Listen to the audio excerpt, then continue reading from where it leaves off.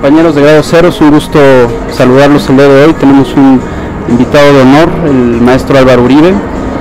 Él es mexicano de nacimiento, nació aquí en la Ciudad de México. Estudió en la Facultad de Filosofía y Letras. Él, en una entrevista anterior, justo cuando lo conocí, me hacía mención de que era muy distinto ser filósofo y haber estudiado filosofía, ¿no? Entonces me dio toda una cátedra de justo la distinción. Él estuvo pues radicando en diversas ocasiones en París. En una de ellas estuvo colaborando en la revista bilingüe Altaforte. Posteriormente fue coordinador de varias colecciones editoriales en Conaculta. Sus distintas obras bajo el sello de Tusquets Editores han sido, pues, por ejemplo, Morir más de una vez, la biografía recordatorio de Federico Gamboa. Morir más de una vez fue su última obra, ¿no es así, maestro? Sí, bueno, sí. Ahora ya penúltima. Penúltima, claro, sí, considerando la que hoy tenemos el gusto de presentarles, Autorretrato de familia con perro, bajo la edición de Tusquets. Pues vaya, maestro, pues a grandes rasgos me imagino que le preguntan constantemente qué tantos tintes tiene de labor autobiográfica esta obra, si son ecos nada más, si son matices o si es una generalidad. Considerando esto, ¿qué tan difícil es hacer una labor autobiográfica, considerando ya sea que sea matiz o sea una generalidad? Bueno, lo primero que diría es que la novela en sí no es una autobiografía, es lo que su nombre dice, es una novela, es una ficción. Okay. Ahora, otra manera de responder a la pregunta sería: ¿cuánto de esta ficción, suponiendo que se puede hablar de porcentajes en una ficción, cuánto tiene de mi vida? Es que hay muchas maneras de responderlo. En cierto sentido, esto y todo lo que escribo, todo tiene que ver todo con mi vida. Lo que pasa es que yo no limito mi vida nada más a lo que estoy percibiendo directamente, sino que, y a lo que estoy experimentando directamente, sino que yo incluyo en mi vida también lo que me cuenta la gente que conozco. Todo lo que alguien me diga será usado o podrá ser usado en su contra, en una novela posterior, en un cuento. Cualquier persona que yo conozco, naturalmente, más mis allegados, más mis amigos y parientes que otros, pueden ser víctima de este tratamiento literario, de todo lo que me digan, pero además también incluyo en mi vida todo lo que leo, puesto que acabo por digerirlo, acabo por asimilarlo y por llevarlo conmigo. Entonces, en ese sentido ya lo autobiográfico empiezo a dejar prácticamente nada. También incluyo mis sueños, he utilizado mis sueños como motivo de algún cuento o como parte de alguna novela. Entonces, en ese sentido, toda novela mía, por lo menos, yo reconozco como autobiográfico. En un sentido más limitado, que tiene que ver con la gente que de hecho conocí y con experiencias vividas. Bueno, en mucho y poco. Voy a explicar por qué mucho y por qué poco. La historia, básicamente, para los que no la hayan leído, trata de un personaje central, es una mujer de edad, que es Malú, se llama Malú en la novela, y sus dos hijos, la relación de sus dos hijos, que son hermanos gemelos, y uno de ellos, el menor, bueno, menor porque nació solo 7 minutos después, pero aún así se le trata como menor, tiene 7 minutos menos de edad pues que su hermano. Él se dedica a la historia, es un historiador.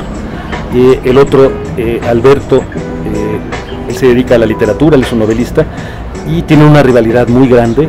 En buena medida la novela es la historia no solo de sus relaciones con su madre, sino de la rivalidad que su madre propicia, fomenta y alimenta. Bueno, Malú, la personaje central, que en la novela no habla nunca, no actúa nunca, en la novela ya está muerta y todos los demás personajes de la novela hablan de ella. Malú sí tiene rasgos, muchos rasgos parecidos a mi madre, al grado de que incluso la novela está dedicada a mi madre, con su nombre verdadero, y no estoy seguro de que le hubiera gustado demasiado la manera como la retraté. Incluso tan temí que no le gustaría el retrato que yo esperé hasta que ella muriera para atreverme a pensar en escribir, ya no en escribirlo, me tardé todavía en escribirlo, pero para siquiera imaginar que yo iba a poder escribir un libro en el que ella fuera un personaje central. Yo no, bueno, es que esto no, yo no quiero lastimarla a ese grado, pues, entonces no, digamos, y además no conocía yo el desenlace de su historia, tuve que esperar también a saberlo. Ahora, los hermanos, El hermano que más se parece a mí es el hermano que es novelista naturalmente, que vivió en París como yo viví, que fue diplomático como yo fui. El otro hermano, que es el que no se parece a mí, el que es historiador, tampoco es un retrato de mi hermano, ese ya, ahí empieza a ficcionalizarse mucho más. Mi hermano no es historiador, no tiene nada que ver con la cultura, sería incapaz, porque no le gusta, no digo porque no tenga inteligencia, pero sería incapaz de escribir. Y el hermano historiador, los dos hermanos en esta novela, aparecen como narradores que están escribiendo una parte de la novela. Los dos dicen, estoy escribiendo, estoy anotando. Luego hay otra serie de personajes que son como 12 aproximadamente, todos son personas, la mayoría mujeres, son 10 mujeres y dos varones, que conocieron de cerca a Malú. Todos ellos, sobre todo ellas, hablan, no escriben. En el universo de la novela están dando su opinión de Malú, la están dando oralmente, y la novela reproduce la oralidad del lenguaje y además intenta cambiar de registro oral para que cada personaje sea de veras distinto. Entonces, estos personajes hablan y al hablar de Malú naturalmente dicen mucho de ellos, como hacemos todos cada vez que hablamos de cualquier tema. Aunque el tema no sea nosotros, nos estamos proyectando y estamos diciendo mucho de nosotros. Bueno, lo que hace estos personajes, ¿qué tan ficticios son? Sigo contestando larguísimamente la pregunta, ¿qué es ficción y qué es realidad? Bueno, aunque puedan estar basados, y muchos de ellos están basados en gente que yo conozco, yo no salí a entrevistar a nadie, yo inventé absolutamente todo lo que dicen, de manera que todo eso es ficción, por más que sí, mi madre tuvo una sirvienta que a lo mejor se parece a la sirvienta que aparece en la novela, y sí, mi madre tuvo una amiga que algo tendrá de la amiga que aparece, y sí, mi madre tuvo un amante que en algo se parece al que aparece ahí, pero yo no los consulté ni me atuve exactamente a lo que conozco.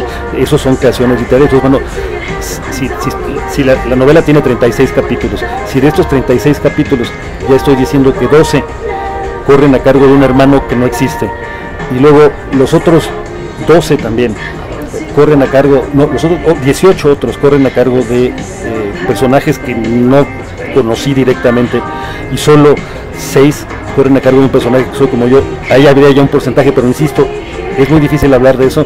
El punto de partida siempre es una experiencia vital, y de ahí en adelante un novelista tiene derecho de inventar, tergiversar. De hecho, no es solo su derecho, es su obligación. La novela está ahí para dejar en libertad tu fantasía y llevarla por donde creas que es más conveniente para el tema. Claro, y ahorita al final mencionaba el tema de la obligación, y pues más o menos sí, mi siguiente pregunta, ¿cuál sería la labor del escritor como tal?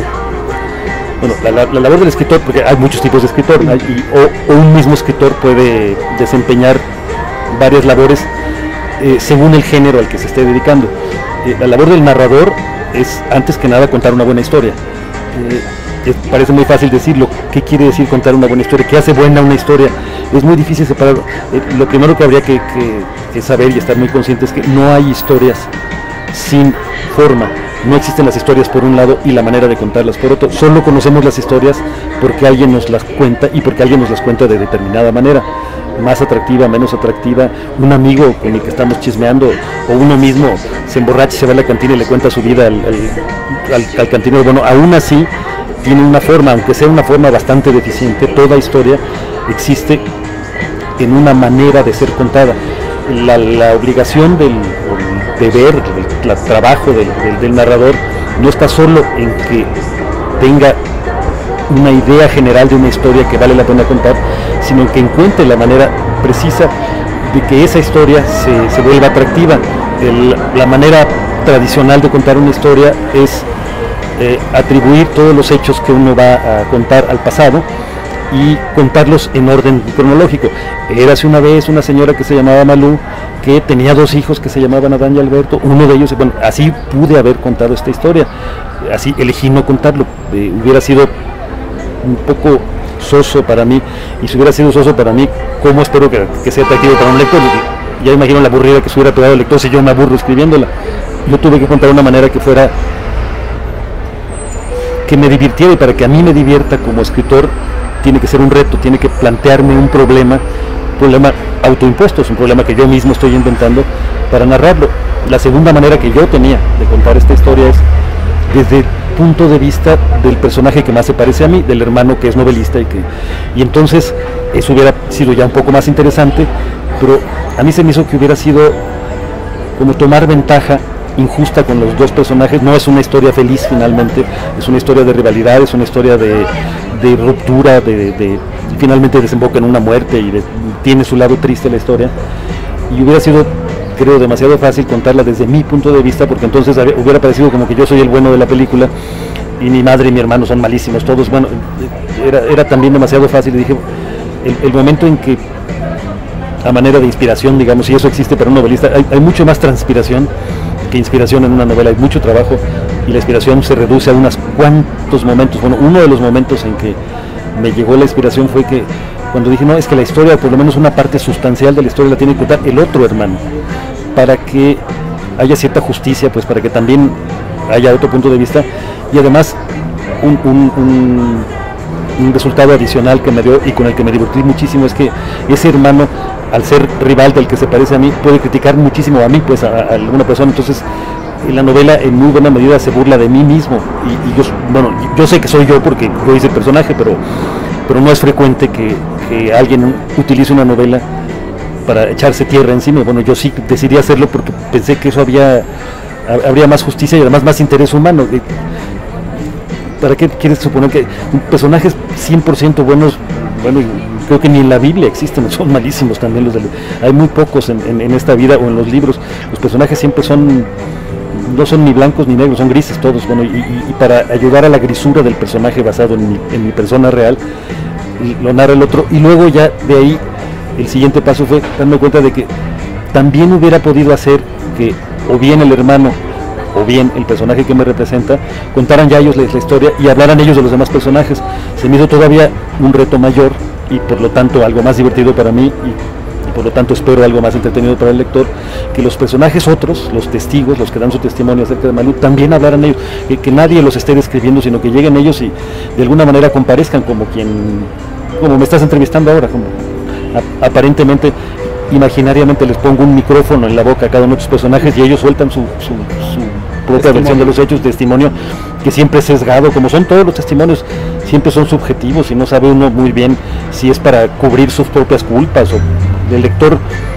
En ese sentido, mi eventual lector tiene que ayudarme a completar la historia, porque no hay un solo personaje o un solo momento de la novela donde alguien le diga al lector, mira, tienes que pensar esto y esta es la verdad. Al contrario, todos los personajes se están peleando porque todos están diciendo, mi verdad es esta, y el lector tiene, a la manera que nos pasa en la vida, el lector tiene que sacar sus propias conclusiones de todo lo que se le dice y saber si se le contó la historia justamente como era y con un equilibrio, o más bien todos son mentirosos. Es una posibilidad de que el lector tiene que decidir, tiene que ayudarme un poco.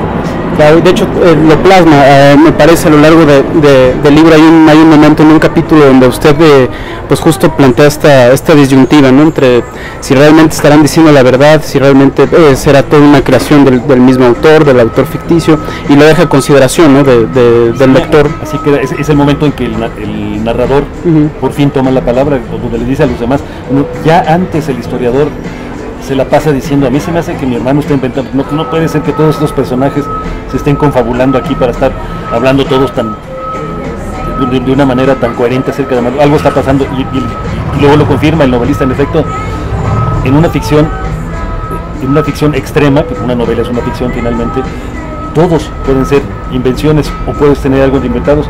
Incluso el narrador se pregunta o le pregunta al lector, a lo mejor hasta tú, lector, tú mismo eres un invento mío, ya eres parte de mi novela porque estás aquí leyendo, te estás asomando a lo que te estoy contando, y en ese momento te estás convirtiendo en algo también, un poquito en alguien de mi invención. Claro. Y por ejemplo, usted comentaba que pues esta experiencia, esta creación literaria en particular significó como una especie de labor de autocrítica hacia usted. ¿Qué tanto realmente el novelista, el escritor, hace una constante catarsis y una especie de autocrítica obra tras obra? ¿Será particular del proyecto o siempre responderá como una especie de ejercicio de espejo a la hora de hacer esta labor de escribir? Yo creo que siempre hay digamos, el origen de lo que está escribiendo todo narrador aún en una novela histórica que está basada en hechos comprobables por otras fuentes. El origen de todos modos es su propia conciencia, su propia experiencia. Solo desde ahí se puede escribir, y en esa medida, sin un examen continuo de la propia conciencia, de lo que uno piensa, de lo que uno ha aprendido, yo no diría difícil, es imposible que escriba un libro, una novela, ficción o no ficción. Siempre parte de lo que uno, y no solo de la conciencia, de las cosas que uno no sabe a veces de sí mismo. Escribir una novela no es como si fuera un dictado de que ya pensé la novela, entonces de alguna manera mi conciencia me la está dictando, yo nada más me siento a pasarla en el limpio. Escribir una novela es irla haciendo. Un novelista no sabe 100%, parte de la aventura, la parte más grata, por lo menos para mí, de escribir una novela, es que yo mismo no sé, yo la escribo para saber qué pasa en la novela. Yo sí sé, en esta novela, sí sé que Malú se va a morir, y sí sé que tenía un perro que se llama Canuto, y sí sé que tiene dos hijos, pero cada capítulo, de repente, a ti mismo como autor te da sorpresas, de repente salen frases que no estaban previstas, y eso es una exploración de ti, de dónde más van a salir, siempre salen de tu conciencia. Ahora, eso digo para cualquier novela. En el caso de esta en particular, donde además hay un personaje que sí es descaradamente mi alter ego y en alguna medida me representa, pues, doblemente, ¿no? Necesariamente tengo que estar... el ejercicio fue equivalente a salirme de mí mismo, pues, y verme en un espejo, pero no verme yo en un espejo, sino verme desde el espejo. No sé si me explique. El ejercicio sería ser yo la imagen que está dentro del espejo, y desde esa imagen ver lo que estoy haciendo y verlo con absoluta imparcialidad. Ver también lo que no me gusta, que es muy narrable lo que a uno no le gusta, ¿no? Claro. Y entonces, ¿qué tan terapéutico pudo haber resultado esta experiencia? Desgraciadamente, yo esperaría, y desde luego me habría gustado que escribir esta novela me hubiera hecho mejor persona. Temo que no. Temo que yo sigo siendo la misma necia persona que he sido siempre. Pero durante el libro, y eso sí es uno de los privilegios que uno tiene como narrador, es que durante la composición misma del libro, uno tiene por fuerza que meterse en la piel de otras personas, los personajes. Y en esa medida uno deja de ser, por lo menos durante algunas horas diarias, uno deja de ser uno mismo, y es muy grato, es muy gratificante, porque no sé si tendrás tu experiencia, pero es muy cansado ser siempre uno mismo, ¿no? De repente uno quisiera ser, por eso uno de vacaciones, o se emborracha uno, no sé, por eso hace uno... Recurre muchas veces uno a la misma literatura, para ya no ser porque la misma persona. Bueno, como escritor lo tienes que hacer, y en este caso particular,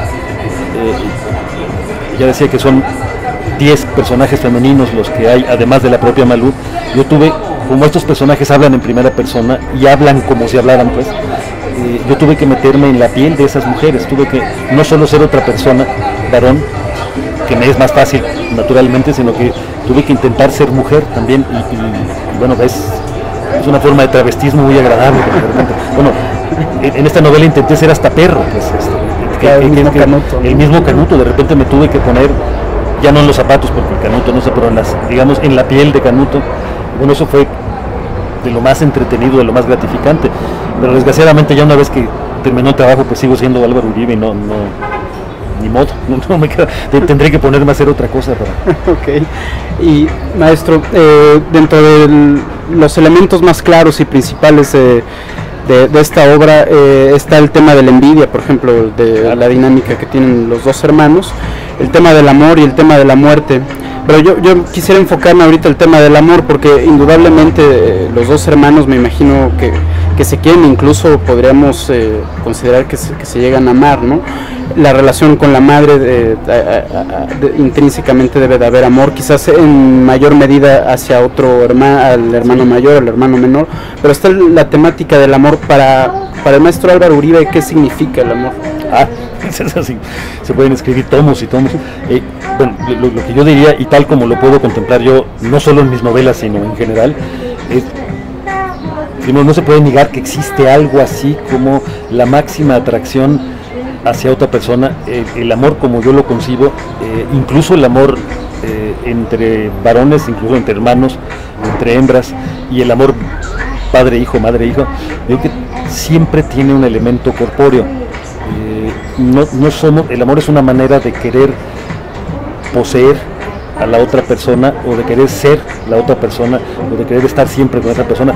Todos estos verbos ser, estar, siempre aluden al hecho de que las personas somos cuerpos.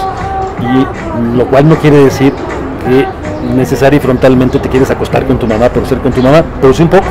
La verdad es que en el origen sí también quisieras acariciarla, y bueno, eso ya lo ha estudiado mucho Freud.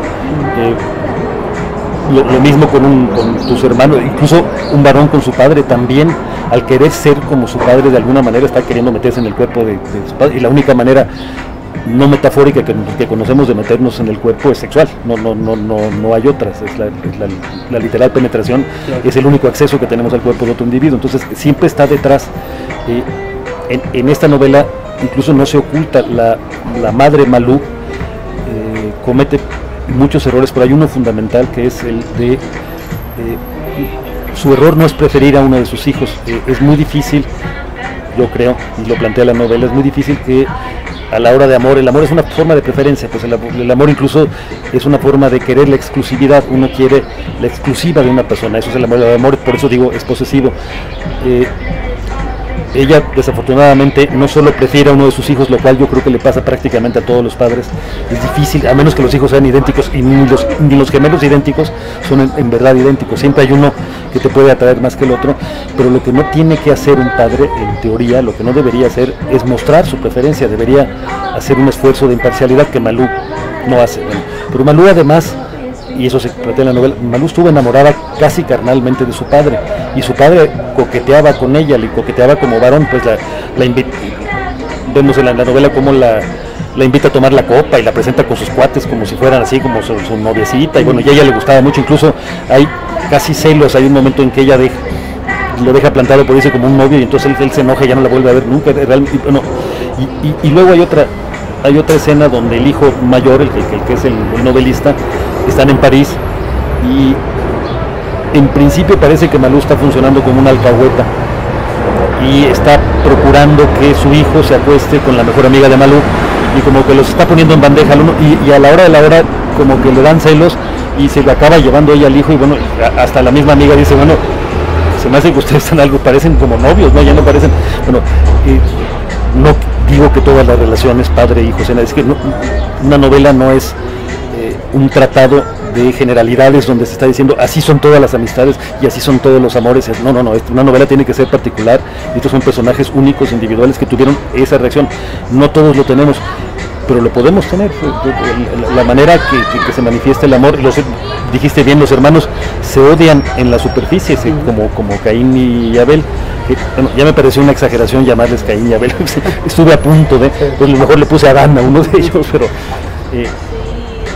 pero en efecto, detrás de ese odio está también ganas de ser como el otro, ganas de superar al otro, o sea, de apropiarse lo mejor que tiene el otro, y hay amor, y amor también carnal, carnal entre varones, desgraciadamente, a menos que seamos homosexuales, y es absolutamente legítimo serlo, y querer a otro varón, y querer poseerlo sexualmente, y cuando no lo somos, cuando somos descaradamente heterosexuales, desgraciadamente nuestro amor se transforma en trompadas, ¿no? La manera que tenemos de tocar al otro es de acercarnos, es pegarle un golpe o hacerle daño, pero y luego también nos abrazamos, y luego está el piquete de no sé qué.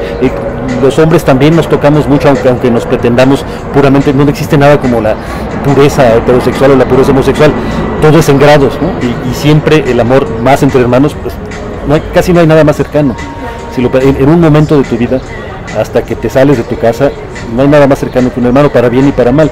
Esto entorpece profundamente las relaciones ya de adultos, porque te conoces tanto, y esto se ve en estos hermanos, es tanto lo que te conoces, que ya no descubres nada nuevo. Las novedades que cada quien va teniendo en su vida es muy difícil. Los hermanos estamos anclados en una imagen primigenia de cuando éramos chiquitos, es la imagen que tenemos del otro, y qué trabajo cuesta cambiarla en los dos sentidos, qué trabajo cuesta adaptarse a que un hermano cambie, o qué trabajo cuesta que un hermano acepte nuestros propios cambios.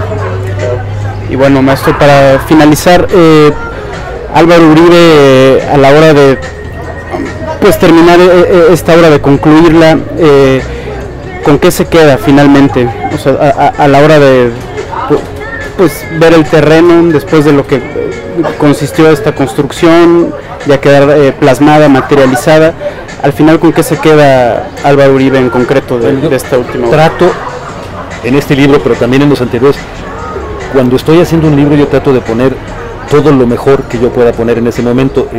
En ese sentido, aunque la experiencia puede ser placentera y divertida, también es una experiencia que reclama un esfuerzo especial, y cuando se narran cosas dolorosas también hay que revivir el dolor o imaginar el dolor si uno no lo ha vivido para poderlo narrar es una experiencia muy exigente, pues.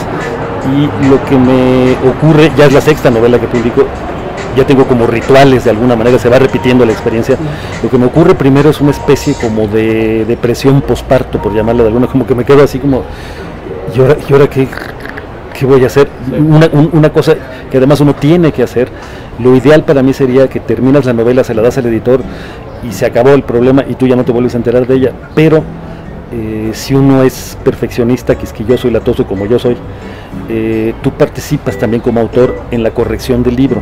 Entonces, cuando ya no quisieras saber nada de él porque ya lo acabaste, todavía te tocan las pruebas y todavía tienes que darle una última revisión, donde además puede haber sorpresas, en el sentido de que en principio ya estás revisando nomás que no hay errores y que repeticiones, pero de repente te das cuenta que algún personaje no está perfectamente delineado y todavía hay un poquito de reescritura, ya poca, en mi caso, porque escribo mucho antes de dárselo al editor, pero y en ese momento, después de esta última lectura, es donde sí viene una sensación como de vacío, que yo le llamo posparto, y lo que hago, porque pues lo que sé hacer y lo que me gusta hacer es escribir, y tengo que estar, de alguna manera tengo que estar escribiendo, si no me siento raro. Un día sí, la verdad, 2 o 3 días, un fin de semana perfecto, y un viaje puedo no escribir, pero digamos, una temporadita de semanas sin escribir no me ocurre, no puedo hacerlo. Entonces nunca como quedo medio vacío, no me pongo a escribir más narrativa, sino que paso al ensayo, el ensayo personal, con temas para que te des una idea de qué tan personal y caprichoso es. Yo no escribo libros monotemáticos de ensayos, sino que junto ensayos en un libro. Por ejemplo, en mi último libro de ensayos, que se llama Leo a Borges, hay una lectura de Borges, es un ensayo, no es que sea académico, pero tiene que ver con otro libro que leo y exploto, pero también hay un ensayo sobre viajar a los ecoparaísos, el turismo ecológico que se llama, y hay otro ensayo sobre el hecho de ser peatón en la Ciudad de México. O sea, así de caprichosos, antojadizos son los ensayos, y lo que me permite el ensayo es que la narrativa, particularmente la que yo practico, o sea, generalmente en mis libros los personajes hablan por sí mismos, como en este. Entonces yo me tengo que estar forzando, como decías, forzando y gozando del placer de ser alguien más. Bueno, el ensayo me permite ser nada más Uribe, nada más yo. Aunque hay una voz también, y el ensayo es una voz en principio mejor que la que tú eres capaz de producir oralmente. Es una voz más cuidada, más acicalada, porque la corriges, pero es lo más parecido que hay a tu voz natural. Pues me permite descansar también a veces uno se cansa de ser otro, ¿no? Y a veces también quiere uno regresar a su casita y decir, bueno, aquí voy a decir nada más las tonterías que yo pienso exactamente como yo las quiero decir. Y eso hago con el ensayo, mientras se me vuelve a llenar el no sé qué, el tintero, vamos a decir, mientras se me vuelve a llenar de ideas narrativas, que eso no tengo manera de preverlo, pero pasan meses, a veces un año, en que no escribo narrativa, y de repente otra vez vienen, generalmente son historias que vengo mascullando. Ahorita todavía no estoy en ese plan, estoy apenas en han pasado ni 2 meses, 3 meses quizá, desde que terminé el libro. Estoy en la etapa ensayo de mi vida. Pues maestro, no nos queda más que agradecerle enormemente pues esta plática informal, y pues no sé si guste añadir algo más para nuestro auditorio. Ya hablé demasiado. Tú que eres muy amable, y muy bien educado, estás diciendo que fue plática, fue monólogo ya. De eso se trata. Pero ya, con esto me despido más bien. Perfecto, pues compañeros, les agradecemos que nos hayan acompañado. Estén pendientes de todo nuestro contenido a lo largo de nuestras distintas plataformas. Que tengan una bonita tarde.